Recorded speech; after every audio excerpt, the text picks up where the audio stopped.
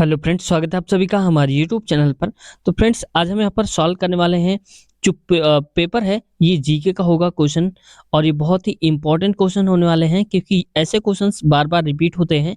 अगर आप इस पूरी वीडियो को अंत तक देख लेते हैं तो आपके बहुत सारे क्वेश्चंस हैं जो तैयार हो जाएंगे, और किसी भी एग्जाम की आप तैयारी कर रहे हैं ये आपको देखने को जरूर मिल जाएंगे। तो फ्रेंड्स, शुरुआत करते हैं आज की इस वीडियो की। लेकिन चैनल पर नए हैं तो आपसे रिक्वेस्ट है, चैनल को सब्सक्राइब कर लें और बेल आइकन दबाकर हमारे चैनल से जुड़ जाएं। आते हैं पहले क्वेश्चन में, और पहला क्वेश्चन है फ्रेंड्स, पृथ्वी पर दिन और रात होते हैं, यानी कि किसकी वजह से पृथ्वी पर दिन रात होते हैं। तो ये होता है फ्रेंड्स दैनिक गति के कारण, यानी कि जो हमारी पृथ्वी होती है दैनिक गति करती है। दैनिक गति का मतलब है जैसे मान लीजिए ये सूर्य है और ये हमारी है पृथ्वी, और पृथ्वी क्या करती है, ये गति तो करती ही करती है ऐसे सूर्य के चारों तरफ, लेकिन ये एक अपने आप में भी गति करती है ऐसे। ठीक है, दैनिक गति इसी को बोलते हैं, मतलब ये जो गति ऐसे ऐसे करती है इसकी वजह से दिन और रात होते हैं। ठीक है, और जो ये गति करती है पृथ्वी ऐसे ऐसे करके घूमती जाती है, इसकी वजह से मौसम में परिवर्तन आता है। अगला क्वेश्चन देखते हैं फ्रेंड्स। नेक्स्ट है हमारा आज का second number question. Second question पे कहा जा रहा है सबसे बड़ा ग्रह कौन सा है। देखो, ये कई बार पूछ लिया जाता है सबसे छोटा ग्रह कौन सा है, सबसे बड़ा ग्रह कौन सा है। ठीक है, तो सबसे बड़ा जो ग्रह है वो है फ्रेंड्स बृहस्पति। ऑप्शन नंबर हो जाएगा इसका ए, राइट आंसर। अगला क्वेश्चन पे आते हैं। नेक्स्ट हमारा सबसे छोटा ग्रह। देखो, अभी बड़ा पूछा था, अब पूछ लिया है सबसे छोटा ग्रह। तो सबसे छोटा ग्रह कौन सा है फ्रेंड्स, तो ये हो जाएगा Budh. Option number C right answer है। अगला क्वेश्चन है, यहाँ पर नेक्स्ट क्वेश्चन की बात करते हैं। अगला देखो, यहाँ पर कुछ अलग टाइप का क्वेश्चन देख रखा है। अगुलहास धारा किस महासागर में बनती है, यानी कि एक धारा का नाम है अगुलहास, और किस महासागर में बनती है, तो ये बनती है फ्रेंड्स हिंद महासागर में। ऑप्शन नंबर इसका बी राइट आंसर हो जाएगा। नेक्स्ट क्वेश्चन की बात करते हैं। अगला हमारा लिखा हुआ है, इसमें कह रहा है पृथ्वी का सबसे भीतर वाला भाग क्रोड किसका बना होता है, यानी कि अब ये भी समझ जाओ आप कि पृथ्वी का सबसे भीतरी भाग जो होता है उसको क्रोड, ये किस चीज का बना है।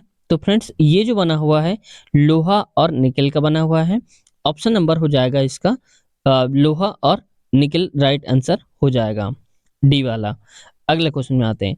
नेक्स्ट क्या कह रहा है, नेक्स्ट क्वेश्चन है मैग्नीज के उत्पादन में भारत का दूसरा स्थान है, प्रथम कौन है। देखो, अब कैसा पूछ लिया है कि मैग्नीज में तो भारत पहले नंबर पे है, लेकिन दूसरे नंबर पे कौन सा है, या ऐसा भी पूछ सकता था मैग्नीज उत्पादन में दूसरा स्थान किस देश का है। तो फ्रेंड्स, ये है रूसी संघ, यानी कि सोवियत संघ रूस। ऑप्शन नंबर इसका बी राइट आंसर है। वहीं अगले क्वेश्चन की बात करते हैं, 7वां नंबर है, और इसमें कहा जा रहा है निम्नलिखित में से कौन देश कोयले का सबसे बड़ा उत्पादक है। अब देखो, सबसे ज्यादा जो कोयला होता है पूरी दुनिया में वो कहाँ पर होता है, तो ये होता है फ्रेंड्स अमेरिका में। Option number C right answer हो जाएगा। क्या आपके हिसाब से ये आंसर आपको क्या कुछ लग रहा है, या फिर इसके हिसाब से आप और क्या कहना चाहते हैं। अगर आप कुछ कहना चाहते हैं तो आप अपनी प्रतिक्रिया कमेंट बॉक्स में दे सकते हैं। अगले क्वेश्चन में आते हैं, 8th नंबर पे। देखो, यहाँ पर क्या करें, इनमें से किसको जापान का मैनचेस्टर कहा जाता है। तो देखो, उत्तर भारत का मैनचेस्टर आप जानते हैं कानपुर कहा जाता है। अब यहाँ पर ये पूछा है कि इसमें जापान का मैनचेस्टर कहा जाता है, तो फ्रेंड्स इसका राइट है Osaka. Option number A right answer हो जाएगा, ये एक शहर। अगला अगला क्वेश्चन देखो, कह रहा है, तो थोड़ा मैं छोटा करता हूँ इसको, कितना बड़ा क्वेश्चन दिया है तो आ नहीं पा रहा है स्क्रीन में। कह रहा है कि भारत की स्वतंत्रता संघर्ष के दौरान डेक्कन एजुकेशनल सोसाइटी नामक संस्था की स्थापना किसने की थी, यानी कि एक संस्थापना है डेक्कन एजुकेशनल सोसाइटी, इसकी स्थापना करी थी बाल गंगाधर तिलक ने। Option number C right answer हो जाएगा। अगले क्वेश्चन पे आते हैं। नेक्स्ट क्वेश्चन कह रहा है हमारा, 1857 के गदर के समय भारत का गवर्नर जनरल कौन था, यानी कुल मिला कह रहा है कि जब 1857 की क्रांति हुई थी तो उस समय जो गवर्नर जनरल था भारत का वो कौन था, तो ये था friends Lord Canning. Option number A right answer हो जाएगा। वही नेक्स्ट क्वेश्चन की बात करते हैं। अगला है हमारा 11वां, कह रहा है कि भारत भारतीयों के लिए नारा किस संस्था ने दिया था। देखो, एक नारा है भारत भारतीयों के लिए, इसको किसने दिया था, तो ये फ्रेंड्स है आर्य समाज ने। Option number B right answer हो जाएगा। अगर आप जानते हैं कि आर्य समाज के संस्थापक कौन है तो कमेंट सेक्शन में बताने की कोशिश करें। देखते हैं किनका जवाब सही आता है, यानी कि आर्य समाज के संस्थापक कौन है, ये मैं आपसे क्वेश्चन कर रहा हूँ। अगला क्वेश्चन में आते हैं। 12 नंबर क्वेश्चन है और 12 नंबर क्वेश्चन पे कहा जा रहा है, कह रहा है कि विंध्याचल और सतपुड़ा पहाड़ियों के बीच से होकर बहने वाली नदी है। तो कौन सी ऐसी नदी है जो विंध्याचल पर्वत और सतपुड़ा पहाड़ियों की दोनों के बीच से बहती है? तो ये है फ्रेंड्स, जो पहाड़ी है ये हो जाएगी नर्मदा नदी। Option number A right answer है। अगले क्वेश्चन की बात करते हैं। वहां पर देखो ये लिखा हुआ 13 नंबर पे, इसको भी थोड़ा सा छोटा करते हैं। कह रहा है इन्वेस्टर प्रोटेक्शन फंड है, सॉरी माफ कीजिएगा, फंड किस संस्था ने स्थापित किया है? तो एक फंड है इन्वेस्टर प्रोटेक्शन फंड, इसको कौन सी संस्था ने बनाया? तो ये संस्था ने बनाया है फ्रेंड्स सेबी। ठीक है, option number C right answer हो जाएगा। अगला क्वेश्चन पे आते हैं। नेक्स्ट क्वेश्चन हमारा कह रहा है 14वां नंबर, कह रहा है कि कुंडापुर एवं करवार कक्ष वनस्पति स्थान कहाँ स्थित है? यानी कि वनस्पति स्थान बोला गया है कुंडापुर और करवार कच्छ जो है ये हैं कहाँ पर, ये स्थान के नाम है, तो ये कर्नाटका में है। Option number B right answer हो जाएगा। वहीं अगले क्वेश्चन की बात करते हैं जो हमारा 15वां नंबर है। इसमें कह रहा है भारत की प्रथम बहुउद्देशीय परियोजना किस नदी पर बनाई गई थी? तो प्रथम बहुउद्देशीय जो परियोजना है कौन सी नदी पर? देखो इंपॉर्टेंट क्वेश्चन में आता है, ये आप रट लेना इसको, ठीक है, क्योंकि हर एक एग्जाम में पूछ लिया जाता है जब भी बात आती है इसकी। तो इसका राइट आंसर हो जाएगा दामोदर नदी पर। Option number C right answer हो जाएगा। अगले क्वेश्चन की बात करते हैं। तो नेक्स्ट क्वेश्चन हमारा अगला है कि भारत में प्रथम भारत में प्रथम स्थापित परमाणु संयंत्र यानी एटॉमिक प्लांट कौन सा है? ये बहुत बार पूछा गया है, ये भी आप याद रखना। जितने भी क्वेश्चन हम ले रहे हैं सारे के सारे इंपॉर्टेंट क्वेश्चन ले रहे हैं, आपने देखा भी होगा कई बार क्वेश्चन आपको देखने को मिल भी गए होंगे। तो इसका जो राइट आंसर हो जाएगा फ्रेंड्स ये है तारापुर परमाणु संयंत्र। ठीक है, तो ये हो जाएगा इसका राइट आंसर। अगला क्वेश्चन में आते हैं। नेक्स्ट क्वेश्चन 17वें नंबर पे कह रहा है यूनाइटेड किंगडम यानी कि यूके में शामिल है। तो यूके में क्या शामिल है? तो फ्रेंड्स ये है राइट आंसर ए एंड सी, मतलब हो जाएगा इंग्लैंड और उत्तरी जो आयरलैंड है वो शामिल है, इंग्लैंड और उत्तरी आयरलैंड, और उसके साथ साथ शामिल है यहाँ पर ए तो है ही, और इसके साथ साथ स्कॉटलैंड और वेल्स भी शामिल है। तो ए और सी दोनों ऑप्शन नंबर डी राइट हो जाएगा। अगले क्वेश्चन में आते हैं। 18वां नंबर कह रहा है किस आगरा शहर को किसने बनाया था? तो देखो ये बहुत बार पूछा भी गया है, रेलवे में खासकर ये क्वेश्चन आया है, आगरा शहर को किसने बसाया था? तो फ्रेंड्स ये बसाया था सिकंदर लोदी ने। ऑप्शन नंबर बी ए राइट आंसर हो जाएगा। अगले क्वेश्चन की बात करते हैं। नेक्स्ट क्वेश्चन है हमारा 19वां नंबर। अब देखो यहाँ पर क्या है, इसको थोड़ा सा छोटा करता हूँ। इसमें कह रहा है राष्ट्रीय प्रतीक के निचले भाग में उत्कीर्ण शब्द, इनकी राष्ट्रीय प्रतीक जो अशोक स्तंभ है वहां पर नीचे लिखा हुआ है सत्यमेव जयते, किस संदर्भ से लिए गए हैं? यानी कि कुल मिलाकर कह रहा है कि जो सत्यमेव जयते है ये कहाँ से लिया गया है? तो फ्रेंड्स ये आप सब जानते हैं मुंडकोपनिषद से लिया गया है। तो ऑप्शन सी इसका राइट आंसर हो जाएगा। आते हैं अगले क्वेश्चन में। अगला क्वेश्चन फ्रेंड्स यहाँ पर कह रहा है अशोक की शिलालेखों की लिपि क्या है? यानी कि जो अशोक के स्तंभों पर या अशोक के शिलालेखों पर जो वहां पर लिखा हुआ है तो कौन सी लिपि में लिखा हुआ है? तो ये ब्राह्मी लिपि लिखी हुआ है। ऑप्शन नंबर इसका बी राइट आंसर हो जाएगा। आते हैं नेक्स्ट क्वेश्चन में। अच्छा आपसे अगर मैं ये पूछूं कि जो गुरुमुखी होता है किस भाषा की लिपि होती है? गुरुमुखी, ठीक है, अगर आपको आता है तो आप बता देंगे। देवनागरी तो हिंदी हो जाएगा, तो गुरुमुखी जो है कौन सी भाषा का है? ठीक है, लिपि है। अगला क्वेश्चन में आते हैं। अगला क्वेश्चन कह रहा है 21वें नंबर पे कि बिहू निम्नलिखित में से किसका लोकप्रिय उत्सव है? तो जो बिहू है ये कहाँ का है? नाच जो है डांस असम का है, ये भी कई बार पूछा जाता है। ठीक है, अगला क्वेश्चन पे आते हैं। नेक्स्ट क्वेश्चन हमारा कह रहा है यहाँ पर, कह रहा है कि विवेकानंद रॉक मेमोरियल कहाँ स्थित है? यानी कि विवेकानंद रॉक मेमोरियल जो है वो है कहाँ पर? तो ये है फ्रेंड्स तमिलनाडु में। ऑप्शन डी राइट आंसर हो जाएगा। अगला क्वेश्चन देखते हैं। नेक्स्ट क्वेश्चन है हमारा 23वां नंबर, और इसमें क्या कह रहा है महात्मा गांधी को राष्ट्रपिता के रूप में उल्लेख सबसे पहले किसने किया? यानी कि महात्मा गांधी को राष्ट्रपिता के नाम से जानते हैं, तो सबसे पहले ये संबोधन किसने दिया था? तो फ्रेंड्स ये जो संबोधन है दिया था सुभाष चंद्र बोस ने। Option number A right answer हो जाएगा।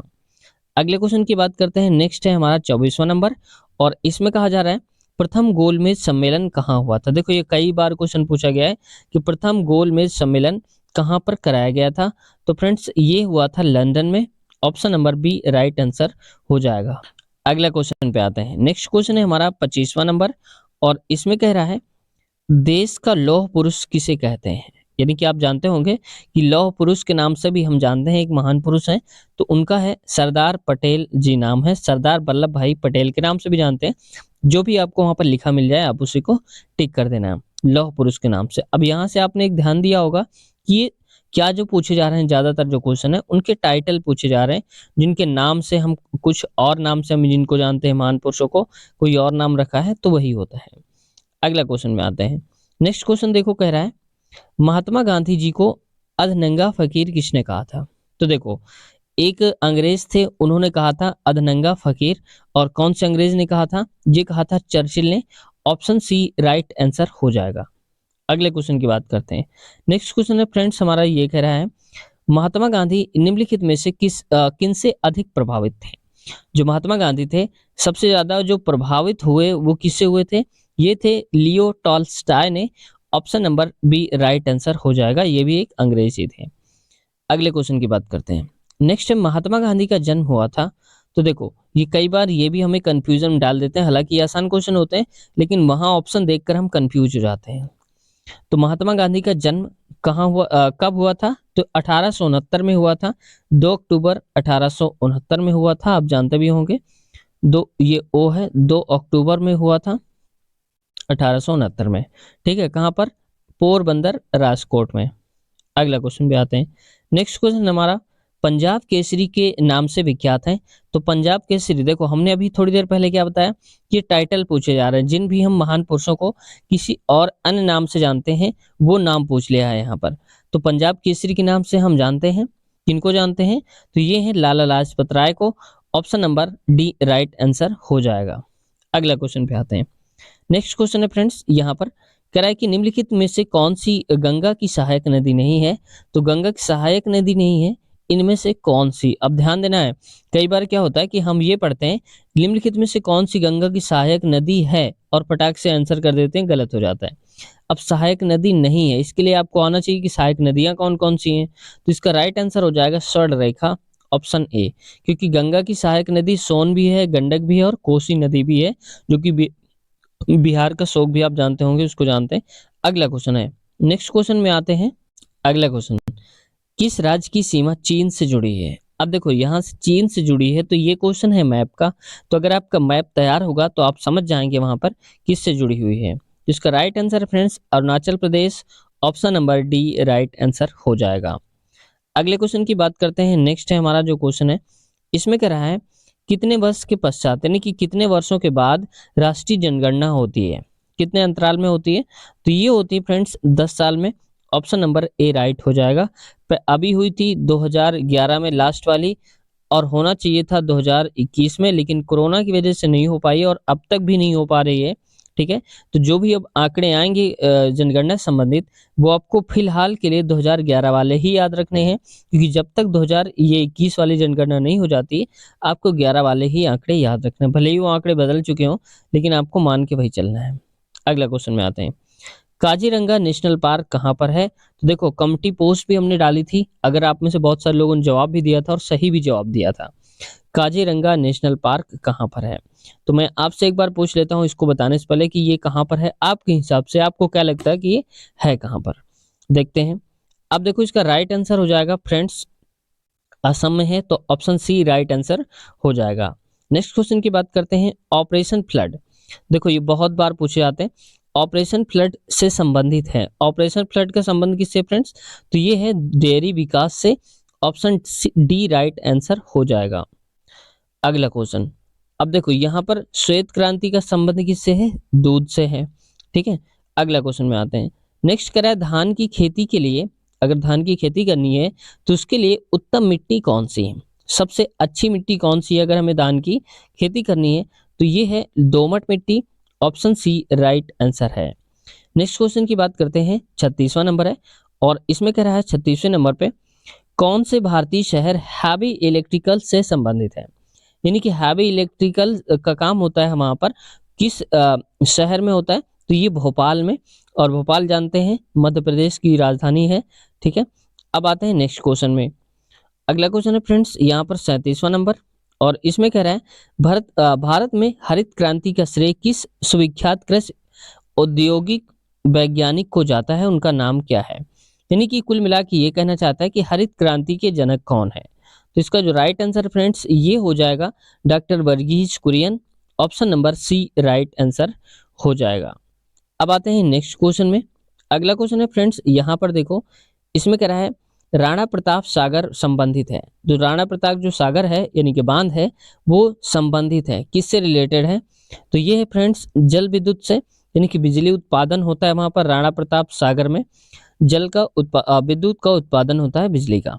नेक्स्ट क्वेश्चन की बात करते हैं 39 नंबर पे, और यहाँ पर कह रहा है पृथ्वी और सूर्य के बीच अधिकतम दूरी किस तिथि को होती है? मान लो कि ये पृथ्वी है और ये है सूर्य, तो जो अधिकतम दूरी होगी, ज्यादा से ज्यादा दूरी होगी, मान लो यहाँ आ गया, ज्यादा से ज्यादा दूरी किस तारीख को होती है? तो ये हो जाएगा फ्रेंड्स 4 जुलाई को, option number C right answer हो जाएगा। तो 4 जुलाई को सबसे ज्यादा दूर होते हैं पृथ्वी और सूर्य। आते हैं नेक्स्ट क्वेश्चन में। अगला क्वेश्चन हमारा कह रहा है यहाँ पर भारत के राज चिन्ह में प्रयुक्त होने वाला शब्द सत्यमेव जयते किस उपनिषद से लिए गए हैं? फ्रेंड्स ये लगता है कि क्वेश्चन रिपीट हो चुका है, और अगर रिपीट हो गया है तो आपको ये आंसर जरूर आता होगा, तो इसको कमेंट सेक्शन में आपको बताना है कि सत्यमेव जयते किस उपनिषद से लिया गया है, ठीक है फ्रेंड्स।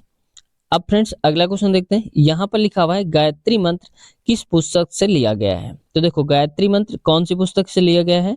तो ये है फ्रेंड्स ऋग्वेद से, option number A right answer हो जाएगा, ऋग्वेद से। अच्छा फ्रेंड्स इसमें से जो वेद आते हैं, वेद होते हैं 4 जो कि दिए गए हैं, और इसमें से सबसे पुराना जो वेद है वो कौन सा है आपको बताना है। देखते हैं किसका जवाब सही आता है, यानी कि सबसे पुराना वेद कौन सा है। अगले क्वेश्चन में आते हैं। इसमें कह रहा है कि हिंदी लिपि किस लिपि में लिखी जाती है? तो जो हिंदी लिपि हमने पूछा भी था पीछे क्वेश्चंस में कि हिंदी लिपि कौन सी लिपि में मानी जाती है, तो ये हो जाता है देवनागरी में, option number C right answer है। वहीं 43 नंबर की बात करते हैं। इसमें कह रहा है ब्राह्मी लिपि को किसने नष्ट किया, सॉरी स्पष्ट किया? तो ब्राह्मी जो लिपि है इसको किसने बताया था? तो ये बताया था जेम्स प्रिंसेप ने, ऑप्शन ए राइट आंसर है। अगला है देखो 44 राष्ट्रीय विज्ञान दिवस किस दिन मनाया जाता है? तो ये भी बहुत इंपॉर्टेंट क्वेश्चन में आता है, राष्ट्रीय विज्ञान दिवस कब मनाया जाता है? तो ये है 28 फरवरी को, option number C right answer हो जाएगा। अगले क्वेश्चन की बात करते हैं 45 नंबर है, और इसमें कह रहा है राष्ट्रीय खेल दिवस किस दिन मनाया जाता है? तो देखो दिवस भी आपको देख लेना है एक बार।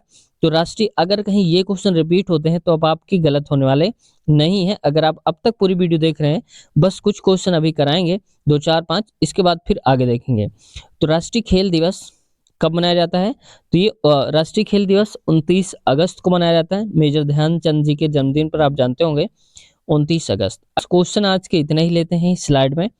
अगले क्वेश्चन जो हम लेंगे वो नेक्स्ट पार्ट में आएंगे हमारे जीके के क्वेश्चन, क्योंकि इंपॉर्टेंट हो जाते हैं।